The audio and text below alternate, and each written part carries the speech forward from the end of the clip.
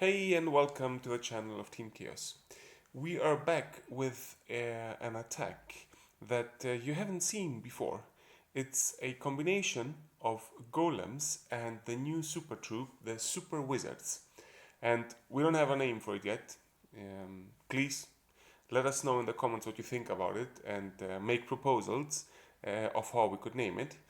It is played by Sotos Giar, one of the players of Chaos, and we will dive into it today. We will show you 6 attacks, and we will talk around the thinking and around the strategy when attacking. Try to break it down for you so that you can use it in your attacks as well. So what we see is that the attack is started with a Warden Walk, very similar to the Super Witches or Yeti Smash. You start with a Warden Walk on one side to do a good funnel. What is important here is that the Warden does not get out the Clan Castle troops, or that is not locked by a ground expo or something similar. These you can apply on all attack strategies with a Warden Walk, because you don't want to lose his ability out there in the corner all by himself. You need it in the core of the base to protect your troops. Especially with the Super Wizards, you will see that they go down quite easily. They are not tanky, and you want to keep them alive at least half, till you reach half of the base. After that, with your heroes, and usually you still have golems, also the CC troops are coming out, you are able to get the 3-star. So keep your Super Wizards alive at least half of the raid. So what is also important when you play the Super Wizards is to try to come as quick as possible to the Town Hall. You don't want to have it too far away. As we said, the Super Wizards, they are not tanky, so they will not survive the whole raid.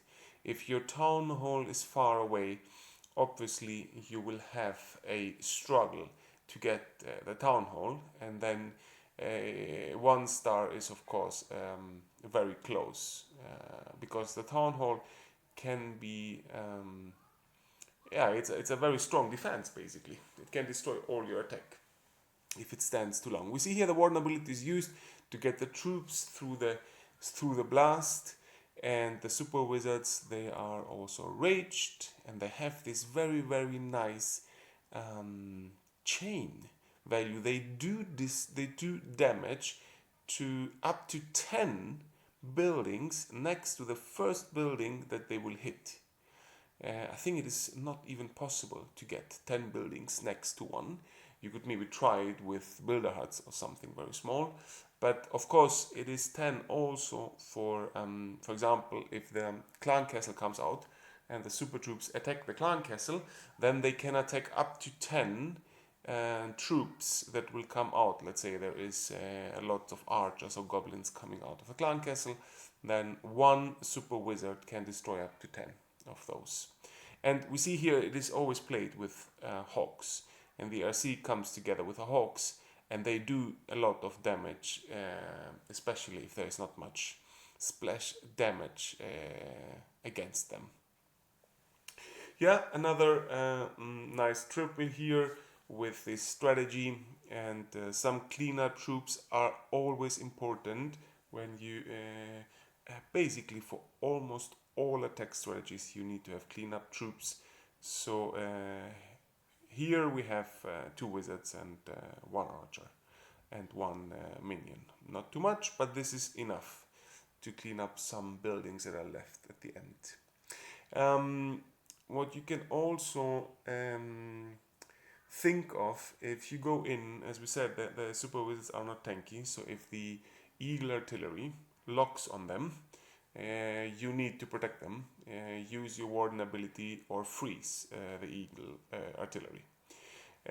What is also very often played by Sotos is that he's trying to, well, in this case the king goes towards the core of the base, but Sotos is trying very often to get the king. So he's using the king for the funnel, and especially if there is a compartment, those corner compartments many times nowadays, they have holes to protect the queen charge. And then you can get the king very easily into one of those corner compartments, especially if you do a bit of funneling. So he can create a funnel for the main army, and while he is creating the funnel, you can try to get him into a corner compartment to get a lot of value there as well. Yeah, here we saw actually an attack where Sotos used 2 jump spells to get to the town hall, and he always has 2 jump spells with him.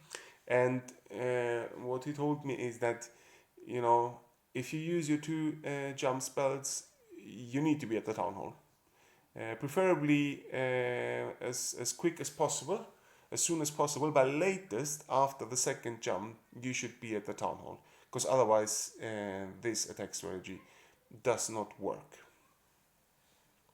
And let's go into the next one. We see here one of those, ring bases. It also works with ring bases. And the Warden Walk, of course, in the beginning, as we said, one corner to clean it up. Especially on a ring base, you need actually the Warden to do some good cleaning on the first layer, so inside the first walls, because otherwise your troops might go to this direction and walk the ring, so to say. So he tried to get the king inside the first layer to do the same there, to do some funneling. Didn't work. The king then got stuck there at the wall with the queen. That's always very unfortunate. If your king tries to break the wall to get to the queen is so strong in hitting, and the king is not very strong in destroying walls, so then usually the king dies.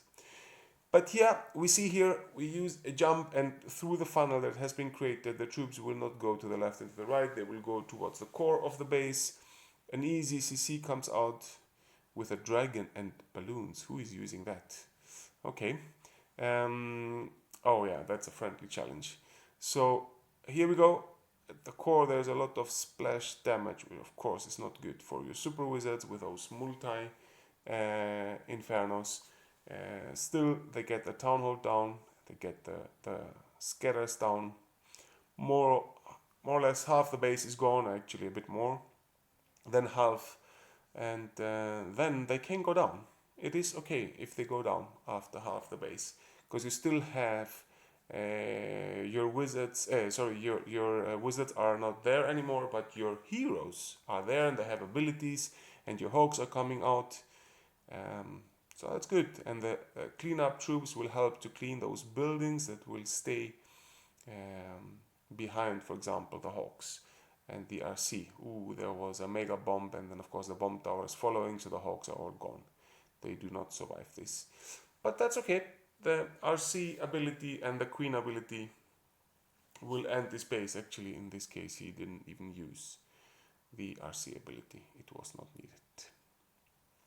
Easy triples, he's using it not only in friendly challenges as we saw here, but he's actually playing with it in Legends League, and he also wants to use it soon in one of the tournaments. So yeah, always the same logic. It's like playing super witches or Yeti Smash or Pekka Smash. That's what you do. Warden Walk on one side to create the funnel, and then 1 golem and 4 ice golems.